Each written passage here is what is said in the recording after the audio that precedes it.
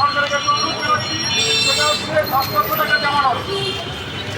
আর সেই সাথে বিটুবি, তার মানে হচ্ছে এক এজেন্সি থেকে আরেক এজেন্সিতে যাতে আমরা টিকিট ক্রয় করতে না পারি, এই ধারা দুটো বাতিল করার জন্য আমরা স্পেশালভাবে সরকারের কাছে অনুরোধ জানাচ্ছি। প্রতিটা দেশে পর্যটন শিল্পের উপরে অনেক মানুষের কর্মসংস্থান নির্ভর করে। যদি এই দুটি ধারা বলবৎ থাকে তাহলে আমাদের অনেক মানুষ যারা আমরা এই সেক্টরে কর্মরত আছি তারা বেকার হয়ে যাব।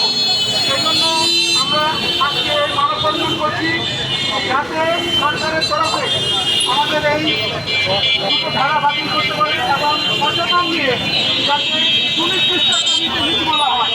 বারবার বলা হচ্ছে যে ওটিএ, এখানে ওটিএ এবং বিটুবি দুটো সুযোগ।